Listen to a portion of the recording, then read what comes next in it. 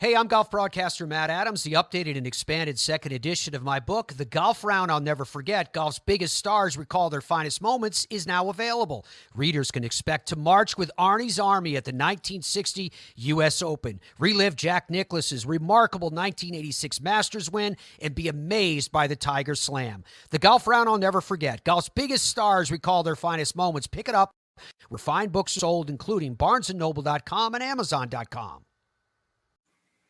This is Jeremy McFarland for the Football is Family podcast. Thank you for joining us today. Now, if there's a team in the history of the NFL that has been beaten down more than the Detroit Lions, I haven't found them yet. The fan base of the Detroit Lions is one of the most dedicated and patient in all the sports. I give them all the credit in the world for being this way.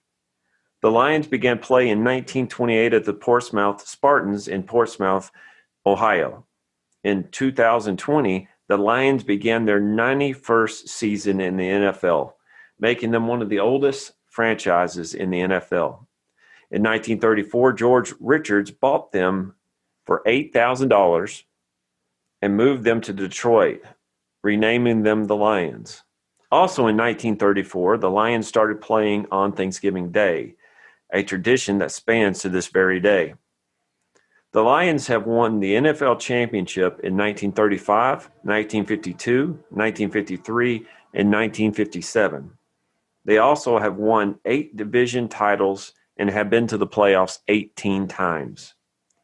In the 1950s, the Lions signed a quarterback by the name of Bobby Lane, who helped them win 3 championships.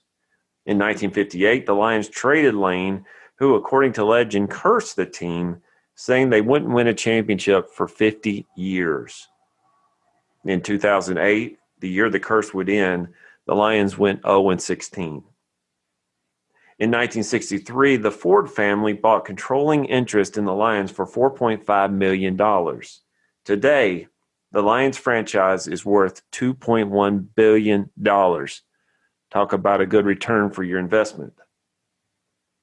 In 1989, the Lions drafted Barry Sanders 3rd overall. All he would do is rush for 15,269 yards, making him the 3rd overall in total rushing in NFL history. The Lions have an overall record in the regular season as of 2020 of 567 wins, 681 losses, and 33 ties, with a playoff record of 7 wins and 13 losses. They have 6 retired numbers, and 14 members of this organization have made it to the Pro Football Hall of Fame. Interesting facts. Marvin Gaye, the great Motown singer, tried out for the Lions. Didn't make it, but he still tried out for the Lions. The Lions were the opponent in 1970 when Tom Dempsey, the kicker for the New Orleans Saints, kicked a 63-yard field goal, setting a record for the longest football in NFL history longest field goal, I should say, in NFL history at that time. And Matt Millen is never talked about in polite company in Detroit. I hope you enjoy this episode of the Football is Family podcast as we talk to Arnie Chapman, the football history dude himself. Please subscribe to this podcast, and while you're at it, head over to the Sports History Network website at sportshistorynetwork.com and look at all the other great content we have to offer. And we'd like to welcome everybody back to the Football is Family podcast. And I have a very special guest. Would you like to introduce yourself?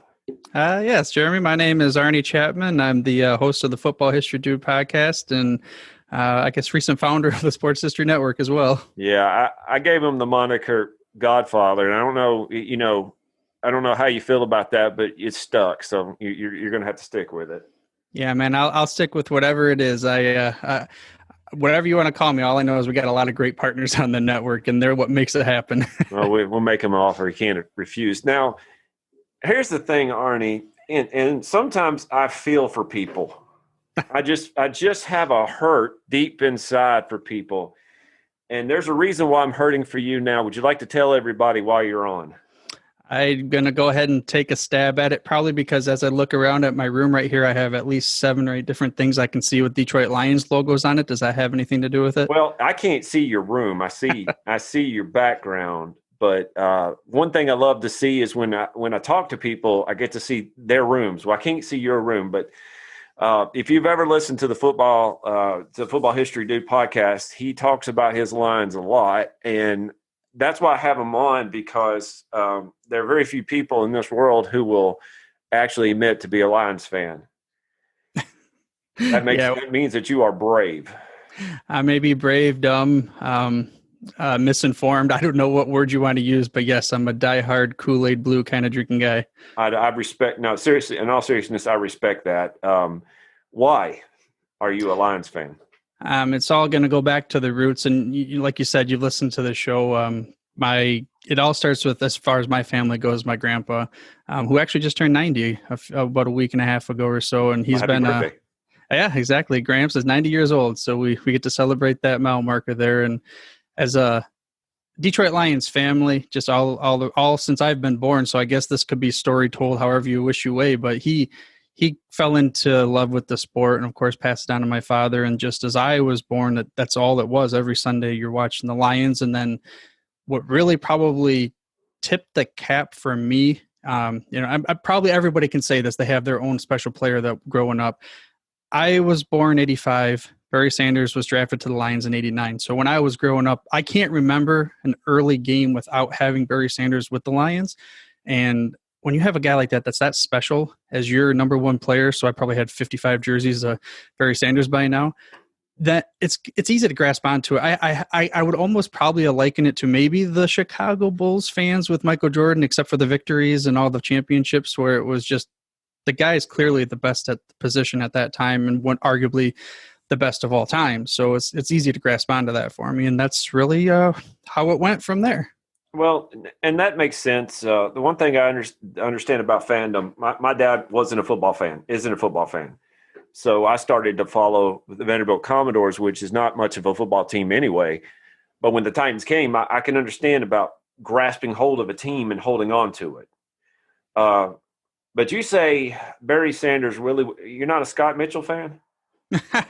Well, so in 95, they did have the number one offense in the league, but I wouldn't say that was Scott Mitchell's doing. He just happened to benefit. I'm not saying Tannehill benefits only because of Derrick Henry, but the same concept there. You got that play action going, and, he can make anybody look good behind scrimmage there. Yeah, you know what it's like to have a workhorse running back, and I'm kind of concerned about next year. With a 2,000-yard rusher, they kind of fall off the next year, and we found that out with Chris Johnson a few years ago. Yeah, historically speaking, when you have that much wear and tear, but the dude is a different kind of beast. I mean, he's just, when he runs he's a man amongst boys. I remember, I don't remember if it was a podcast or where it was, and they were like bashing Henry like his first year about not being that good, but then another guy was saying, well, they never put him on the field, and I didn't know much about him until actually started, really when he came into fantasy prominence. I don't follow college that well, and when I was able to actually watch a game and highlights, I'm like, how is this guy not the next beast mode? I mean, he's just head and shoulders above everybody. They drafted him in the second round. We'll get back to the Lions. They drafted him in the second round, and they had DeMarco Murray, and it was Murray's show. And That's what it was. Eddie George really took him to task, and now you see what happens. But going back to Barry Sanders, and if you were to compare Barry Sanders to Derrick Henry, they're two different people. Barry Sanders had like swivel hips. I mean, I watch him kind of jump stop, and then his hips would go one way and his body would go the other. And you're like, what is he doing? And then he's gone. Yeah, the best play probably is that one where against the Patriots, and he's taken that guy. And I think the dude spun around like 3 or 4 different times. But then there's also that playoff game in the Cowboys playoff game where the guy just falls down and buckles at his knees. And they always, juked him out of his jackstrap type of thing. But yes, it was – I think his hips did transport from one side of the field to the other, because normally you can watch a player's hips, like you said, and you can tell where they're going. But Barry Sanders, that was not the case. Well, and Barry Sanders, I believe he is third all-time rushing and should have been first. How did you feel when he retired early? So going back to what I said, when I grew up, I only knew Barry Sanders. Like, to me, it was the NFL football. Barry Sanders is football. That's the NFL, period. You're just going to watch him. Plus his longevity. I don't know how many games he really missed in his career, but it was very few and far between. And every single game, I'm watching the Lions, watching Barry Sanders, watching the Lions, watching Barry Sanders. And then that year when he retired, I would have been seventh, eighth grade, something like that, right before high school. And it was one of those moments where, like, if you lost a friend almost, because they were there one day, and even though there was some scuttlebutt, and then he goes off to France, comes back, and then he's not there. He's not playing anymore. And it's like I was more shocked, maybe is the right word. I mean, I was devastated as I realized halfway through the year that, yeah, he's actually not coming back. And then every year, probably for the next 3 or 5 years, because he's still physically fit, I always held on to that hope, like, he's coming back. Like, it wasn't even for one point like a hope. It was just an expectation, sort of like how Michael came back. Maybe, you know what year did Michael come back? I wonder if that's why. Was it in the mid-'90s when Jordan came back? Yeah, he spent the 2 years playing baseball, but I think there was more to it than that. Right, and maybe that's why. Now, so you've unlocked some of my inner peel back the curtain moments, and I didn't even realize it. I wonder if that's why I always held hope / almost an expectation that the greatest basketball player just needed a hiatus. And I was younger at the time. I didn't really understand, the whole aspect of all the other things going behind the sports. So maybe that's why in my mind, so you just uncover something. Maybe that's why I thought just in my mind, Barry's coming back. He's going to be back in the field, and we're going to have another quarterback, and we're just going to go on and finally win a playoff game with me. Well, it looks like a guy like Barry Sanders could take his whole team and just win with him. But the problem, he only plays one side of the ball. He only plays one side of the ball, and the defense was really what was letting you down from time to time during his heyday, especially during the playoffs. Yeah, I mean, historically, and even nowadays with Stafford, that's another guy that I'll plant my flag on. And when he leaves, if they trade him, I'm still a Lions fan, no doubt. But just like when Jay Cutler left for you were still a Cutler fan. Whatever team Stafford goes to, if they do trade him, that I will be that team's fan for at least a while. I'm still looking for a Dolphins Cutler jersey, but I'm still finding one of those. So tell me a little bit of history for the Lions. They weren't always the Detroit Lions. Oh, sure. No, there's a team called there's a city called Portsmouth, Ohio, and founded. I want to say the team was founded back in maybe 32. Honestly, I can't remember you put me on the spot here, but they moved to Detroit in 34. G.A. Richards, NBC executive, he brought him there, purchased him, and then decided that really he's the one that kind of kindled the Thanksgiving deal, and that was like the whole, because he was executive through NBC, let's have this like nationally broadcast game. He brings them there.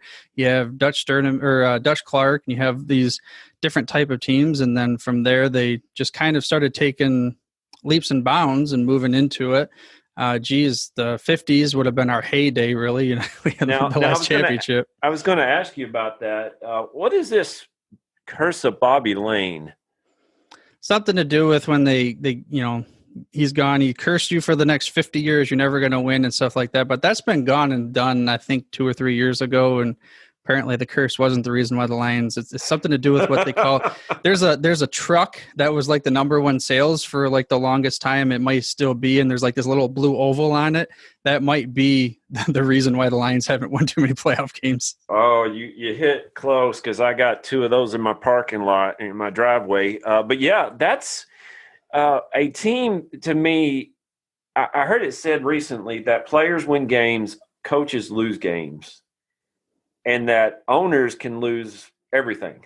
Yeah, I would say owners implode franchises could be another one too, and just they hold the glass down on top of them and suffocate them to not allow it to rise the top. I don't know what way to put it, but now, yeah, look, you could consider this free psychology here, right? Therapy. Tell us how you feel about the Fords.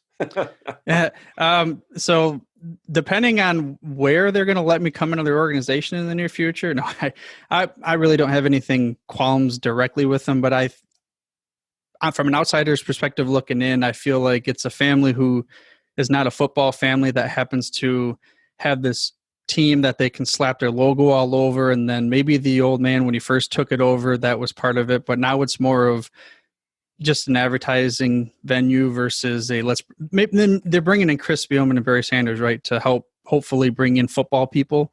I don't know where that wouldn't have worked before. But in my mind, it's not like the Hallis family that it was initiated. The roots were there for football, right? Because George Hallis was there at the beginning. So throughout, it's a football family. And I can't say bad things about people. They're a great company, but just not a football company, I don't think. Well, I was thinking that you got rid of Jim Caldwell, who had a pretty good run. You got Matt Patricia, and he did what typical New England Patriot coaches do. He doesn't do very well. But a few years ago, you ended up getting a guy. What was his name? Matt Millen. Did you spit every time you say that name? Yeah, that's one of those, like, how the whole put your bag over your head kind of moments. Yeah, that's a cringe kind of moment name right there for you. And you had about 3 years in a row where you tried to draft wide receivers to go along with a pretty good one on the other side, if I remember correctly. We tried to draft a Madden team, I guess is what it was, because when you draft in Madden, you always leave the offensive lineman and you leave it all for last, and you just go after those receivers. But yeah, no, the homeboy with he's a hometown guy with Charlie Rogers. Yes, talent, but other things didn't win out. Mike Williams, Roy Williams. I mean, Roy had an okay career. He was never a number one. Of course, then Megatron comes in down the road, and I'm pretty sure that wasn't Matt Millen, but I don't want to not give him any kind of credit. I don't remember the timeline there. Now Megatron is really, he is really the guy that if I think of the Lions, I think of him and Barry Sanders. I think Alex Karras. I think of Bobby Lane. I even, Matt Stafford. Who do you think, if you could have a piece of granite and you could make your Mount Rushmore of Lions players and owners and coaches, who would you put on there? You kind of named most of them because of just there's a couple different ways I could go about that. I'm going to go with my personal experiences because of, like you said, like this is football's family and my experiences. Barry Sanders, so he takes up 3 heads, and then we'll leave room for one more guy. But no, seriously, yeah. So Barry Sanders, obviously, there's Megatron in there. Personally, I'm going to go with Herman Moore as another one. Oh, yeah. I was thinking of him. He was a pretty solid guy, too. Yeah, he held the receiving record for receptions for a little bit there. And it might have been that year of 95 when they were the first team to have 2 100 receivings with Brett Perriman. And one reason why I hold him in high regard is because at the time of the Lions, so they had training camp at our local place here for 5, 6, 7 years. I'm not sure how many years it was. And after practice, they would come out of the practice field towards their tunnel, and most players would walk down the stream of thousands of fans, and they would maybe stop, grab a couple autographs, stop over here, grab a couple autographs. Well, maybe we'll talk about me getting Barry Sanders twice in one day later. But Herman Moore, even though at the time he was arguably the second highest rated Pro Bowl type star on the team, even though behind Barry Sanders, of course, even though he was that, the guy would stop for autographs. He would go into the locker room, and he came out after everything else. He maybe took a quick shower, grab a bite to eat or something like that. And we're talking quite a bit after practice, multiple times. And he would sit there, just sign autographs, take photos, with kids and stuff. For in my mind, I'm a little kid. So granted, this might've felt like it was hours, thinking that this 6'3" or 4" dude was just amazingly, awesome to do this. I've got a photo with me and my cousin, and it's like dark out almost. And then that's how late afterwards he stayed. And just something that, to me, a guy that didn't have to do that. And he was the second best athlete in his family, by the way. His wife was a like Olympic star athlete, high pole vaulter and all that kind of thing. But just from a personal perspective, thinking of what that guy could have easily just walked around past people and people would have still loved him. But no, he stuck around for his fans. And by the way, he happened to be the best player on the team next to Barry Sanders as far as talent-wise it goes. Would I give you 3 or 2? I gave you 3. I got 2 right there. Okay.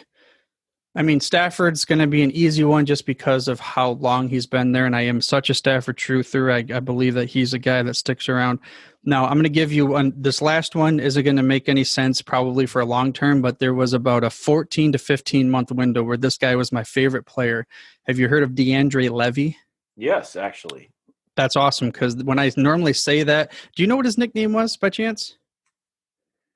The Mr. Hammer. Levy?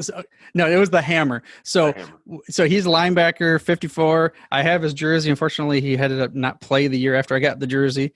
But it used to always, every time they'd make a play, there's a song called "Let the Hammer Fall," and I'd always be "Let the Hammer Fall," and I had that connection with him because of the style of play that he had, and he was great for. I think he might have been a Pro Bowl, but that would be my 1 year window snapshot of my favorite player that was outside of like a Barry Sanders type of player.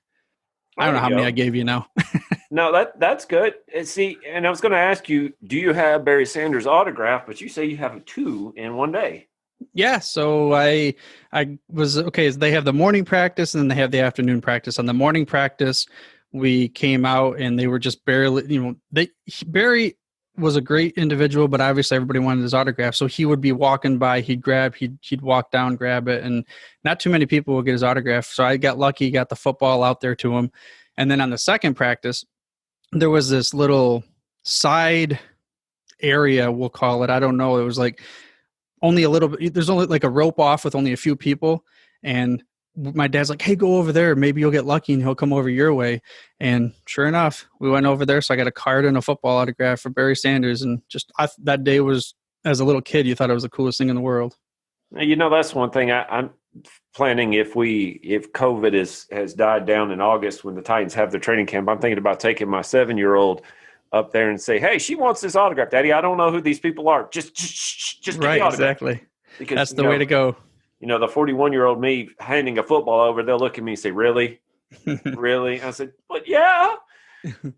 No, the one thing I love watching. I love watching the old 90s, 80s, and 90s playbacks when the Lions are playing on Thanksgiving, and watching those games just they do something for me.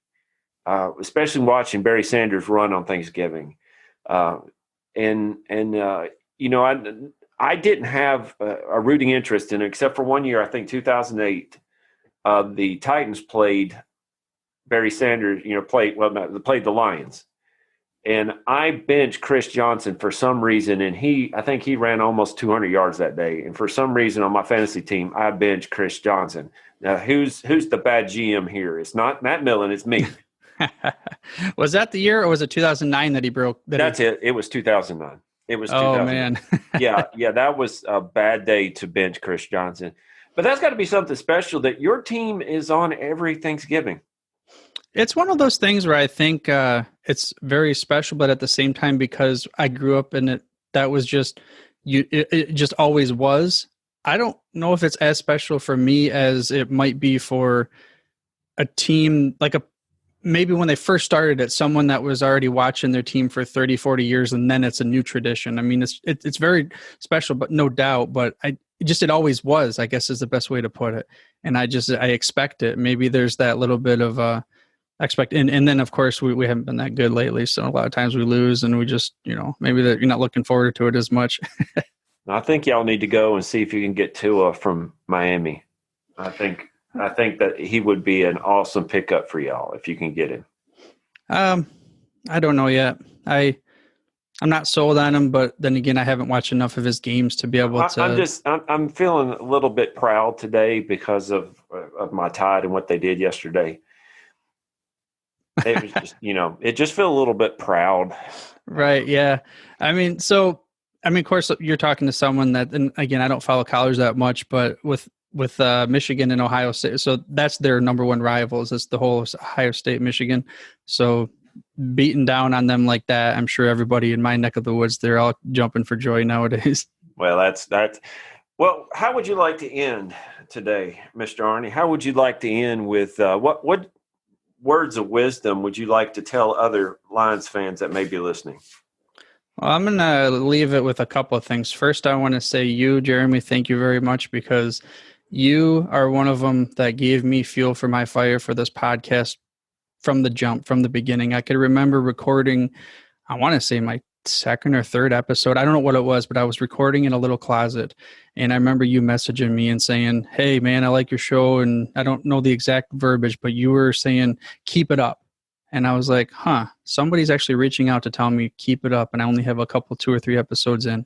It was very cool to have that fuel for the fire. And then you just kind of stuck with it forever. And now you have your own show. And I think you have a great show that people can latch onto because you have that passion and drive. And like I said, you were the first one that put out my favorite football moments, and you're the number one stunner when it comes to on my show. You've had 4 or 5 of them by now, and I can relate as far as a fan going back to Detroit Lions. Anybody that's a Lions fan out there,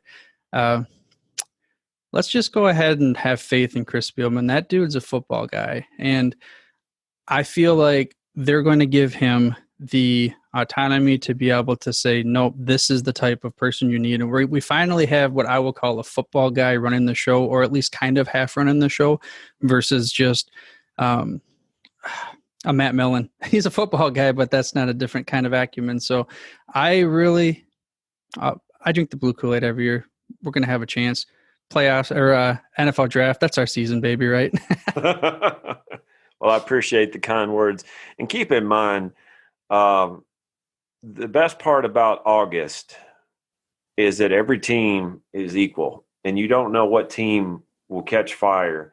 The problem that you have and the problem that I have with the AFC South is that we have a lot of teams that can compete. The Bears, the Vikings, the Packers. I'm hearing a lot of people say the Packers are going to win the Super Bowl this year. That's got to be hard to compete in that division.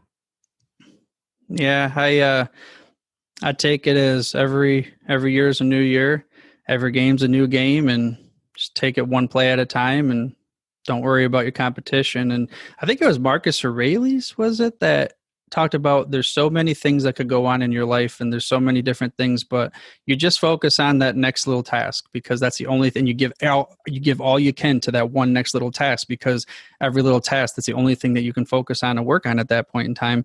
Then all these little tasks build up, and then the outcome becomes, well, what the Patriots had for so long. And hopefully that's what we can get to at some point in time here. If you have any say, Arthur Smith, our OC, is an amazing play caller. Didn't do so hot Sunday, but if you can get him as a coach, you might like that. Now the Titans have tightened up as their motto. What are the Lions? What is the Lions motto? Well, they have the one pride.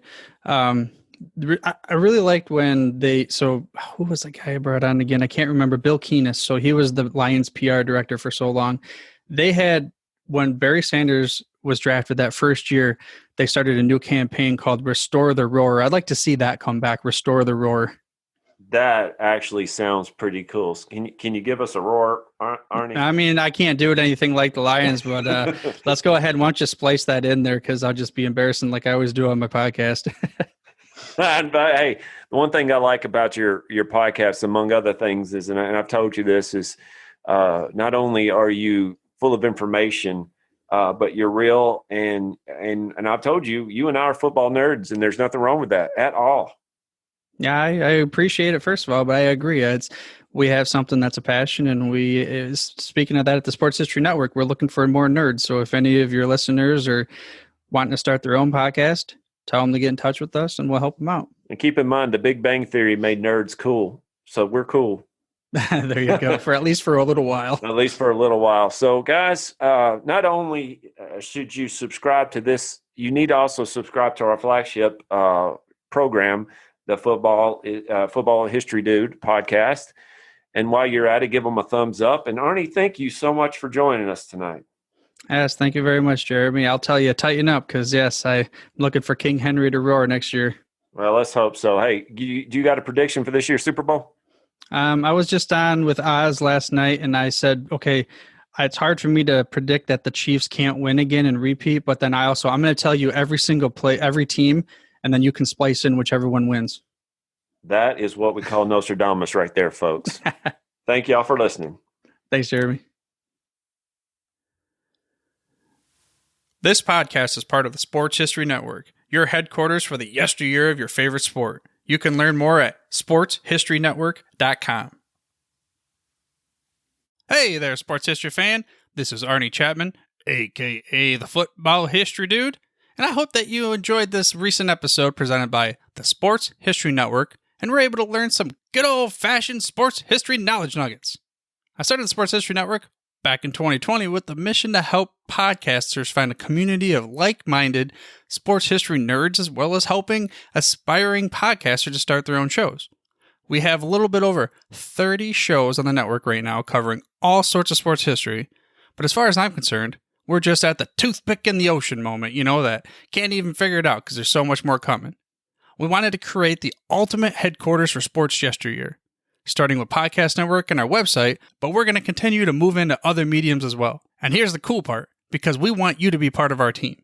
So if you're interested in starting your own podcast, or maybe being a guest on one of our shows, or who knows, maybe even writing an article for us over on the website. Seriously, all you got to do is reach out to us on the contact page over at sportshistorynetwork.com. You can be as technologically savvy as a Neanderthal tapping on a stone trying to figure out this whole hieroglyphics thing back in the day.